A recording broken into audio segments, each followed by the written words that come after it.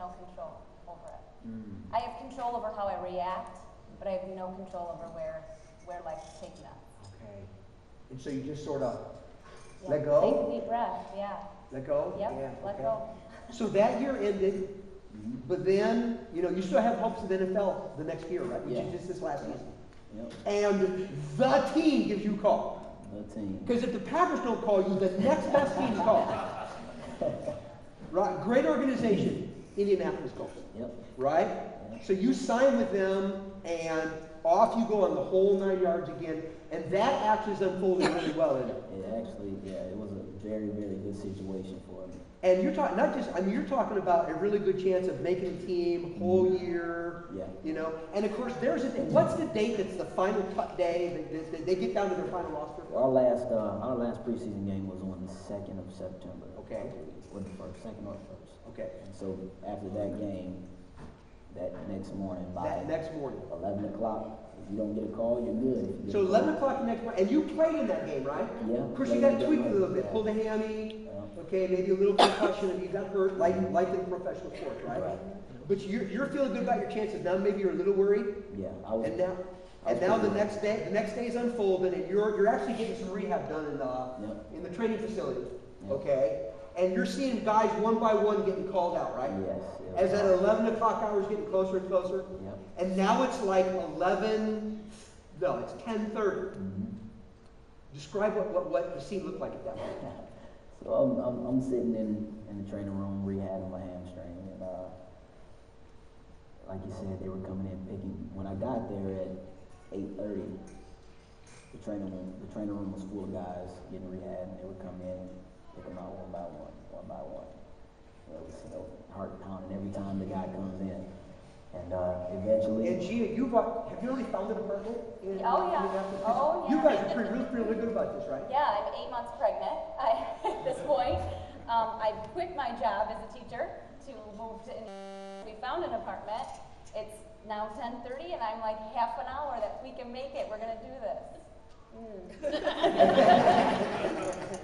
So pick up the story. Yeah, so about 10:30, a little bit after, and I'm looking around. It's me, Bob Sanders, and Joseph Adai left in there. Two names you may have heard of. If you don't know professional sports, Bob Sanders, Defensive Player of the Year, defensive back.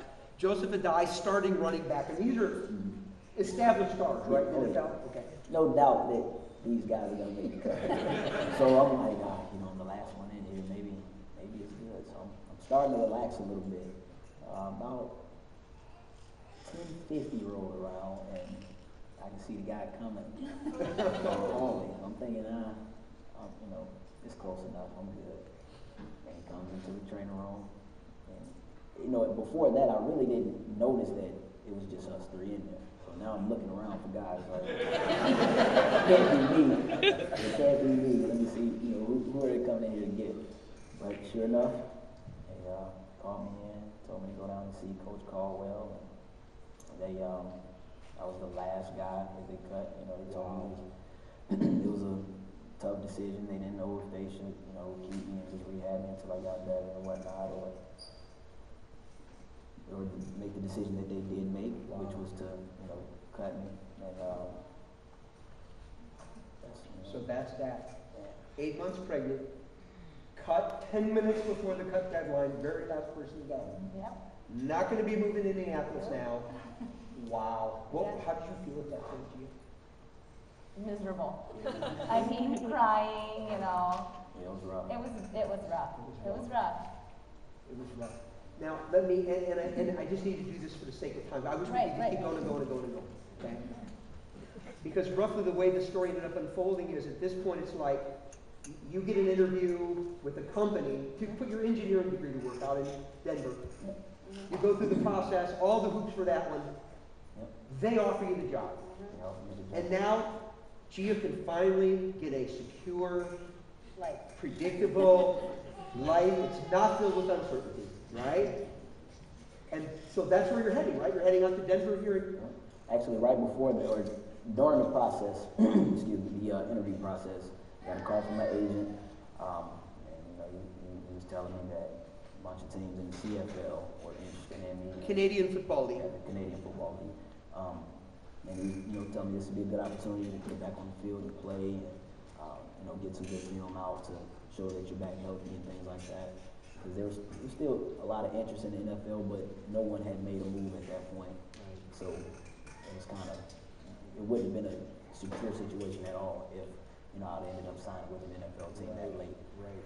So, you said this is a good opportunity, and they presented me with a contract, and we ended up signing with those guys. And at the time, I'm still going through this interview process with the company out in Denver, because I'm at the point where it's kind of getting a little old, Yeah, I can imagine. One day you know what's going on, next day you don't. But I still knew that I could play the game. I was never once cut because of my performance. It was always a different situation that that I was put in. So I was still very confident in my ability to play the game. It was just I knew that I would have to get the opportunity and have the right organization believe in me, to give me that chance. And so ended up getting that job, and I'm seriously considering. My mind's pretty much made up. I'm going to take the job. It's more secure for my family. It's I know what's going to happen every day that I wake up. Well, not every day, the economy the way that it is, but night and day compared to the life of a professional athlete. So, So we got the call when I came. I flew out for the final interviews. Got the call next day. They offered me the job. Said they were going to give me 10 days to make a decision. And during this whole time, we had been talking about it. How would you feel if we moved out to Denver? What would the situation be like? And this whole time, she was, no problem, great. I can't wait. We have family out there. Everything's gonna be all right. Blah blah blah. And so this is it. This is what I have to do. I'm comfortable with not playing again. I can definitely live my life, as long as I'm in a position where I can take care of my family. So I woke up one day, and this whole time I'm praying, Lord, just give me clarity, because I'm ready to make this decision, but I really don't know if this is the right decision that I should make. And so I woke up and said, the night before, I asked God to just send me a sign. Let me know, is this the right move to make? So I woke up and I hear my wife in the kitchen crying. And so I sat in bed for a minute trying to think, what did I do? The night before, trying to figure out what's going on. Because I'm just getting up, So I go in the kitchen and she's bawling. What's going on? What did I do? She's just like, no. To make a long story short, the situation, she wasn't comfortable with the situation. And, and I'm telling her she was trying to hide it from me because she didn't want to really force me to make one decision one way or the other. I'm telling her, the way that you feel about the situation plays a very big part in the decisions that I make, because we have to go through this together. I don't want to move my family to Denver and get a good job that's more secure, and that ends up tearing my marriage apart. So I'm like, this is the sign. This is the sign. This isn't the right move to make. So you're going to be leaving when? Next Tuesday. Next Tuesday, to head up to Montreal. Yes. Okay. And then hopefully a week or two after that, right?